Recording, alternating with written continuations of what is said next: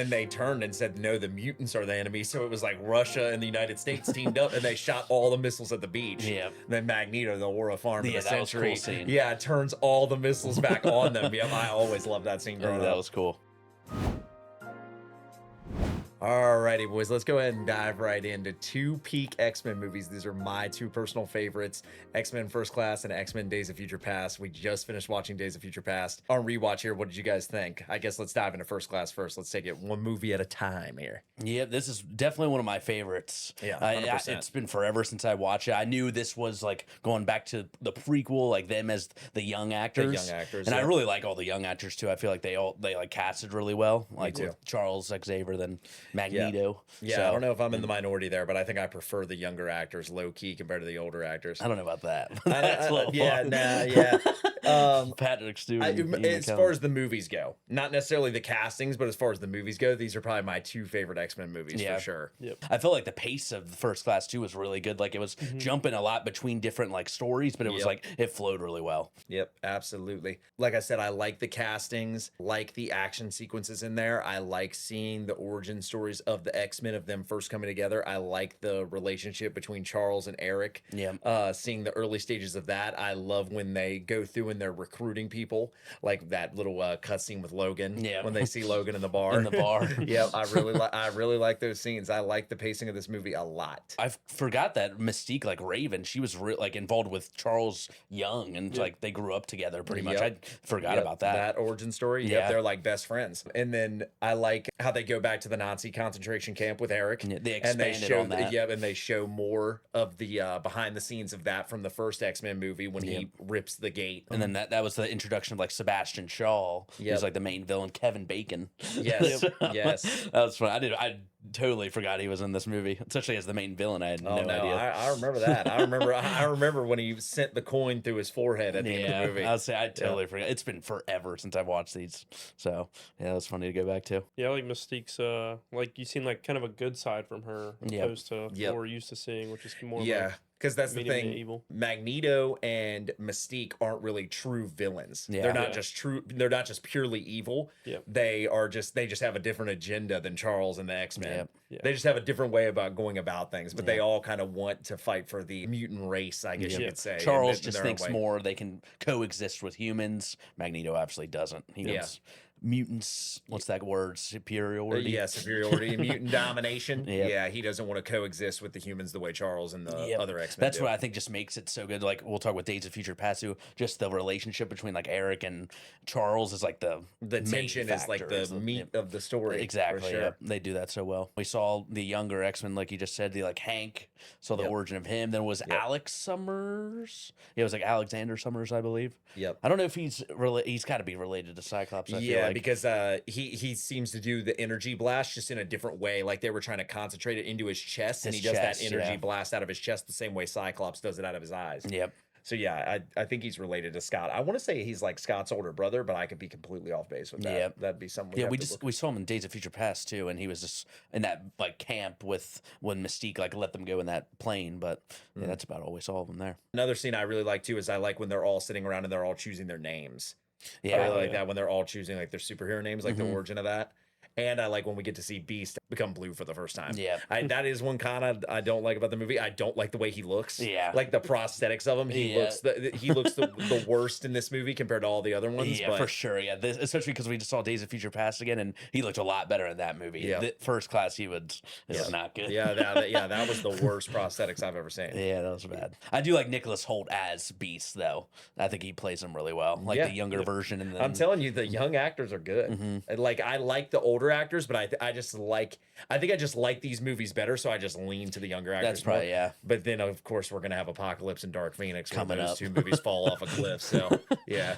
Then this movie too, in First Class, we kind of saw Charles and Erik kind of join forces. Yep. To kind of stop Shaw there at the beginning or throughout the movie. Yeah, because Charles saves him at the boat scene. Yeah. That's when he was under the water and he was trying to stop the submarine as it was driving away. Yeah, that was a good scene. Yep, and then he dives in the water to save him. Yep. That was when they first met. Kind of throughout the movie too, which I liked was just like kind of foreshadowing the school is him training the all the young training mutants. scenes, All the training scenes. I thought everybody those were preparing. good. Yep. Like the Banshee scenes were really good, where they were teaching him how to fly with the like paraglider suit, and he was jumping out the window. Magneto, didn't he push him off the that like, push him off the windmill edge, or whatever that was? Yep, they were up on like that satellite, I believe. Yeah, and the he satellite, just pushed him off. Yep, those are good scenes. Speaking of the satellite, I like when Magneto turns the satellite.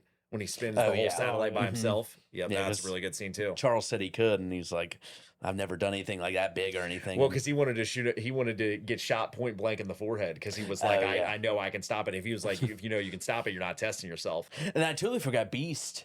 Like at first, it was just his hands, or like his feet were hands. He has like 8 feet. Yeah, was his power pretty much before he took that serum. That's like his only mutation. Yep. So he's kind of in the same boat as Mystique, where Mystique disguises herself to look like Jennifer Lawrence. Because she hates her blue appearance to the world.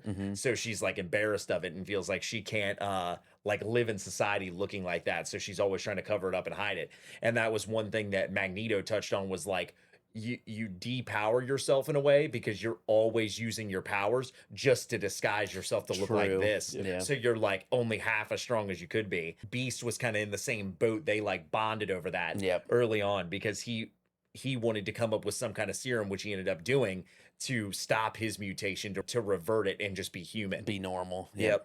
So because he hated the way his feet looked. Yep. And then that transformed him into the Beast after he took that serum. Yep. And then you could see Raven kind of embrace that natural like look, the blue. Because once he turned blue, she was like kind of because Magneto kind of got her over that hump. Because Magneto said he liked the actual Raven. He liked the way she actually looks. Yep. In this movie too, we got the Hellfire Club, which I've heard more about now that Doomsday's coming around, the new X-Men. But yeah, that's with like Emma Frost, who's going to be in the new X-Men. Yep. I've totally forgot she's in this movie. And then Azazel, we saw Azazel. Telling you, my boy Azazel was moving. He was moving on him. Yep. He's got to be the same. The teleporters are always good as Nightcrawler. Kind of the same as Nightcrawler. He's got that long tail that he like uses like a whip, and it leaves that like effect too when he teleports. Yeah, that little fire like puff of smoke effect when he teleports around. Yeah, speaking on the submarine scene, we end up later in the movie, he ends up pulling Shaw's submarine from the water. And that's I remember there were like from the first time I watched it, there was a beach scene at the end, like them on the beach, and that and it ends up going to that. I thought that was a good scene with all like it was both sides of the war, like they were about to shoot each other, and then they turned and said, no, the mutants are the enemy. So it was like Russia and the United States teamed up, and they shot all the missiles at the beach. And then Magneto, the War of Farm of the century. Was cool scene. Turns all the missiles back on them. I always loved that scene growing up. That was cool. We did see, like you said earlier too, Erik did kill Shaw with the coin through the skull. The Nazi coin. Exactly. That brought all the way back from the beginning. All the way to the beginning, because that was what he was trying to do. He killed his mom because he wanted him to move the coin. He wanted he wanted Erik to learn how to use his powers and learn how to just use it at will. So he was testing him by using the coin, and he was like, well, you need some anger, you need some motivation. And then he ends up killing his mom. And then Charles, too, throughout the movie showed him it doesn't have to just be anger. You don't have to use anger to get your powers to work. When we saw the deflected bullet, like once, and then it obviously paralyzes Charles. Which this shows the origin story of the wheelchair. Definitely remember that from the first time I watched it. I knew something like that happened, like a bullet or something deflected, and it ends up paralyzing him. And then that's when we saw Erik, too, kind of go off with the Brotherhood of Mutants as his like team, what he's called. And that's when you saw Mystique join their side. So that kind of sets up that. That was the one thing I didn't like, is the way they just killed Darwin so easily, because he technically could have been the strongest out of all of them, because he like adapts to any environment in order to survive. So he should have been like the survivor out of all of them, and then they just kill him instantly. So I don't like that death. That is one negative I have about the movie. Shaw ended up just doing that. Like they could have killed one of those other random kids if they were going to kill one off in that moment. I think Darwin was too powerful to just kill off in that moment.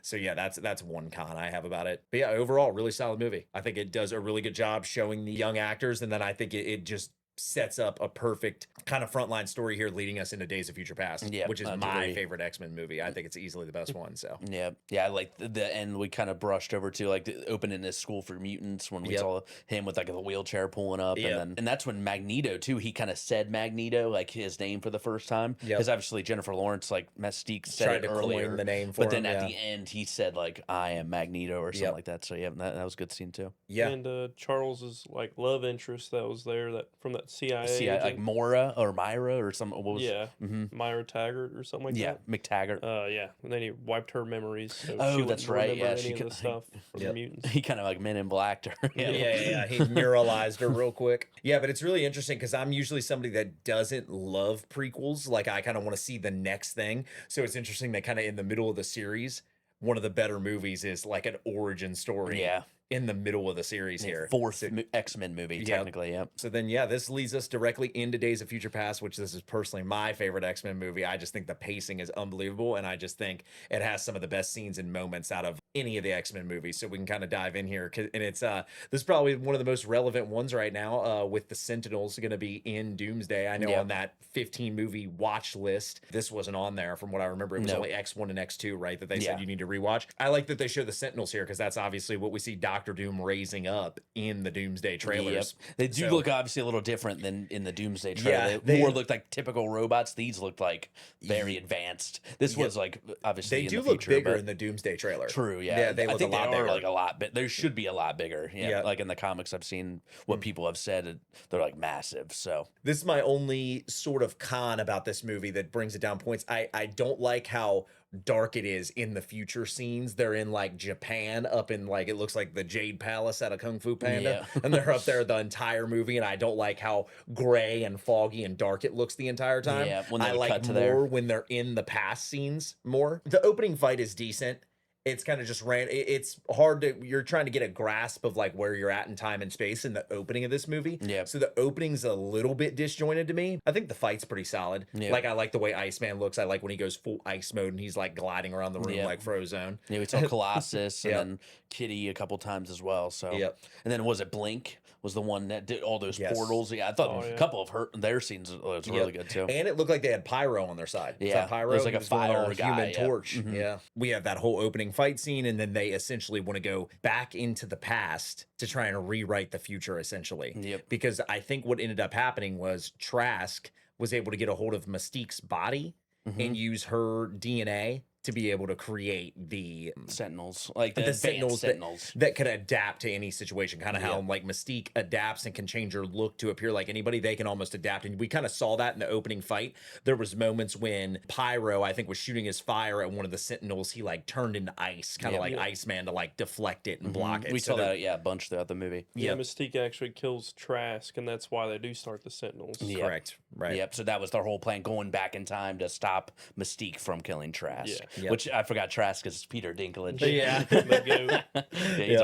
He's one of the best actors. I always like seeing him. Love that mustache he's got. That first two, because they used Kitty to send like someone's mind back, which ended up being Wolverine. They were going to use Charles at first, but then Wolverine kind of stepped in and said he was the only one strong enough to make the journey, to heal enough to like because their mind would just go collapse. Crazy. I thought that was really good. Just kind of the story overall, them kind of bouncing back and forth and using the old cast and the new cast. And seeing Charles and Erik together. In the past and the present. Wolverine, it was funny, some of his scenes, like seeing Charles and them for the first time, like Beast, no idea who he is. But because he was like, he was like, "Are you a parent?" And he was like, "Boy, I hope not." And he was like, "I'm Hank McCoy." And he was like, "You're Beast?" Yeah. I really like that scene. Yeah, those are funny. One thing that I had kind of forgot about was the kind of between First Class and Days of Future Past is with Charles with his legs. Yeah. So we obviously see him at the end of First Class. He gets shot, as we just talked about, and his legs don't work anymore. We're like, okay, here's the wheelchair. But then in Days of Future Past, he's walking around. Yeah. I almost forgot that Beast had created that serum for him to get his legs to work, but then it stops his powers from working, so he can't have the best of both worlds. So that was one thing I forgot about, because I was like, man, in Days of Future Past, he was walking around. I forget kind of like how that works out, like how the storyline goes with that. But that's what happened. Wolverine said that too. He's like, you can walk. Yeah. We saw Quicksilver get introduced in this movie. Yep. Like, Wolverine said he knew him from like somewhere. Yeah, so, he's like, I knew an older version of him. He's like, he'd be a young man in this time, at this point in time. Yep. He was like, we're gonna go find him, Maximoff on the mailbox, looked him up in the phone book. Yeah, that's funny. Yeah, this is the best version of Quicksilver easily, even though we've only got kind of two different versions, him and the Age of Ultron version. Yeah, just one movie there. I like Evan Peters a lot as Quicksilver. Yep, and this is my favorite version of him, even though he's in Apocalypse, Dark Phoenix. This is my favorite version of him easily in this movie. That Pentagon scene obviously is like iconic. Yeah, and then I love the basement scene. I love when he's like playing ping pong with himself, and then he's like playing pong on the machine super fast. Then he was like, I checked your guys' rental car and he's like, how do you know we had a rental car? He was like, I checked your rental agreement while you were on the way to the door. Like, and you saw all those boxes and stuff of like Twinkies, like he had been robbing stores and all those TVs and stuff. Yeah, that was good. Pentagon scene, that's probably the best moment of the entire movie to me. Break Erik out of the Pentagon. I love the way he uses his hands on the glass to vibrate the glass to get it to break. And then when he takes him out to the elevator, and then like when you see him changing clothes super quick, you just see him like flicker in the background. He's in a different outfit. He's my favorite character in this movie probably. And then the scene too of when they were in that kind of kitchen area with the guards. Obviously that was iconic. That's what prompted them in Apocalypse to do that again, because everybody loved that so much. That slowed down kind of scene where he's going around, running around.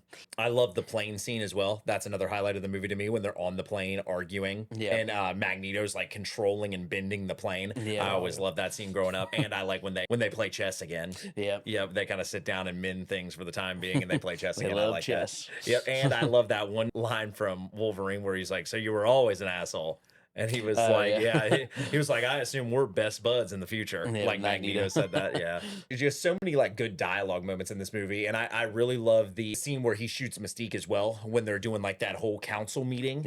And then they show up in the middle of the meeting. Mystique is already in there. And then it turns into that big fight, and then you see Magneto and them come in. Magneto Stryker is there, and Magneto takes that taser. Stryker had shot Mystique with that taser, and he takes it and flips it onto like his face. The taser. I really like that. I love the way Magneto was using his powers in this movie. There's a lot of good moments. We saw him. He was attempting to kill Mystique. He wanted to kill protect Mystique. The future. Because he wanted to secure the future. Like if she dies, then we can basically secure our future. Well, then we saw later too with Erik taking control of that stadium, kind of bringing that stadium. Like he has a lot of good moments with his powers, and he uses that like an arena to entrap the White House. The White House, and then he ends up taking control of the Sentinels as too. Well.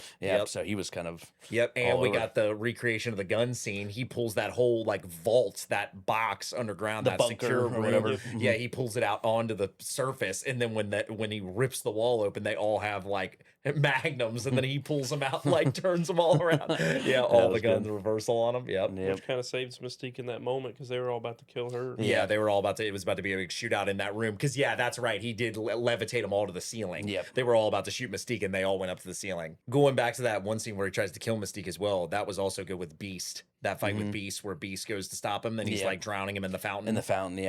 Wolverine gets chucked into like a river very far away. Magneto. Towards the end, when he wrapped him up with the metal like going all through his body. And then he flew him all the way out to that lake and just dropped him in the lake. Because he was like so much for being a survivor. Because Logan said like, me and you were both survivors earlier in the movie when they were on the plane. And then we saw Charles too, like after he stopped taking that serum, so he was back in the wheelchair, and then he started regaining his powers like towards the end of the movie. Because we got to see him use Cerebro again. Cerebro. We kind of jumped ahead a little bit, but he wanted to use Cerebro. And it was interesting. He went into the future and talked to himself through Logan's mind. They were talking to each other. He saw a lot of Logan's memories, and then went into all the way to the future to present day, and then was talking to himself. I thought that was a good scene. I thought that was super creative. And that kind of gives him like the motivation he needs, and kind of like re-inspires him to use his powers. Charles ends up like going in Mystique's mind again, because Mystique was about to shoot Trask. And then he ends up convincing her to spare him. And then that was kind of the whole, less of the ending there. With her story. She shoots Magneto in the neck. That was good too. When she shot him right through the neck, the CGI on that looked really good. That was pretty good. Blood on that looked really good. And I loved his costume in this, by the way. I thought Magneto's costuming looked really good. I like that one scene where he goes to get it out of that vault. They had some of the other kind of a little Easter egg in there. They had some of the other X-Men they had like the wings of Angel in there. And then I think they might have even had the suit of Banshee in there. I could be wrong, like the suit he was using to fly with. Some of the uniforms and stuff from First Class. With that ending with like them sparing Trask, like we saw the Sentinel program was canceled. So that ends up kind of... this is where it gets a little bit weird. This is where it gets a little TVA-ish. We got to get off the beaten path here. This is kind of like, I remember as a kid, I was super confused, but now like on rewatch and stuff later in life, it makes a little bit more sense to me. It's kind of like they create a branch timeline or an alternate timeline based on not killing Trask. So it kind of creates like a brighter future for them. So then Wolverine, we obviously see him, he wakes up inside the X mansion, and he's just in a nice, clean, and comfy room. And then he goes out there. We see Bobby and Rogue still together, still in a relationship. Yep. Bobby with the beard. I'm loving it. And then Storm. And then we see Storm with the short hair, Halle Berry. And then he sees Jean there. On the doorway. And I always like that scene when he goes up to her and she's like, where else would I be? And then he goes to put his hand on her face. He looks like he's seen a ghost. And then Scott like, whoa, pal. Scott with the interception last second. Yep, I always like that scene. And then he's like, it's so good to see you. And then like Cyclops is like, what the hell? And he like looks at he looks down at the hand on his shoulder. And then we saw too that at the end with the Wolverine's like 1973 body, the one that was fished out of the river. We saw Mystique disguised as Stryker, kind of like recovering his the body. Yep, and he's still alive. Yeah. See, this is where it gets weird because like when he's in the X-Men mansion, it's like the brighter future that they just secured, but then it's like giving you a flashback back to the past of Mystique securing his body, which I guess the body that she saves is the one that lives the brighter future later on in life. I guess is what the timeline is supposed to be. Because then he just lives like the normal Wolverine life until it catches up. Yeah. To him, and then he meets Charles and they talk. Yep. So it's weird how it jumps ahead. Like it's a little disjointed. Like it would be a little easier to understand if those scenes were in reverse. If like it showed Mystique getting him out of the water, and it's like, okay, Logan's alive.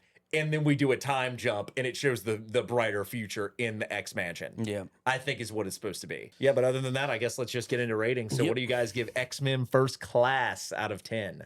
I would give it, I would say an 8.5 out of 10. Yeah, I really like it. It's up there for me as one of the best X-Men movies, especially just as a prequel with all the new actors and everything. Yeah, I thought it was really good. Yeah, and like I said, I'm not a big fan of prequels, but I like that they were able to pull off a prequel midway through the series here. I'd give it like a 7.5. I rate Days of Future Past a little bit higher, but yeah, I give First Class a 7.5. I agree with Huser with the 8.5 is a pretty solid rating. Kind of seals up a lot of the points that you're kind of maybe had a few questions on. Kind of also makes things make more sense in a way. Gives you how they started, you're saying? Yeah. Gives you a lot of backstory that helps you connect the dots in the future. Kind of makes you feel more emotions with the characters as well. And I want to highlight the young actors too, the younger versions of the actors, because that is a tall order to come in and replace like iconic actors in a role, kind of make it your own. So yeah, I definitely want to give them their flowers for that. Now we can just jump into Days of Future Past. What do you guys give Days of Future Past out of 10? I'm going to give it, I'm teetering between two. I'm teetering between also an 8.5, but I could almost give it a 9. I think it's definitely one of the best X-Men movies, and just with the story of how it was jumping back and forth between the future and the past, I thought it was very good. I will give it an 8.5 out of 10. It is my favorite X-Men movie. There's very few complaints that I have. I think they do a really good job of using the old actors and the new and getting it all to connect together and make sense. There's only a few things I would have changed about it, but I really like this movie. It's my favorite X-Men movie, so 8.5 is what I'll give it. I'm going to give it a solid 9 because I think it's a little step up from the last movie. So, and like you said, them mixing the old and the young actors together is pretty neat. Aspect that you don't typically get out of other movies. Exactly. I thought everyone gave good performance too. I really like Trask, Peter Dinklage. And I thought like Fassbender, Magneto did really well than everyone else. I love Quicksilver. Quicksilver's one of my favorite X-Men characters because of this movie. So, I think he kills it in this movie, even though he's only in it for like 15-20 minutes. I love the scenes that he's in. I think those are the best scenes of the entire movie. Like the Pentagon breakout scene was always iconic to me. The only thing too, I kind of wish we saw Wolverine a little bit more fighting. Like we did not see him much action in Days of Future Past at all. Really at all. Yeah. He kind of takes a back seat in this movie, and I think it's kind of let the young actors like Magneto cook. And kind of like, but I just think that the only reason I don't take points away because of that is just because I love the back and forth between Charles and Erik so much. Alrighty, guys, that is going to do it for our revisit here of Days of Future Past and X-Men First Class. If you guys enjoyed it, please leave a thumbs up down below. Let us know in the comment section what you guys rate these movies out of 10. We appreciate you guys watching. Peace.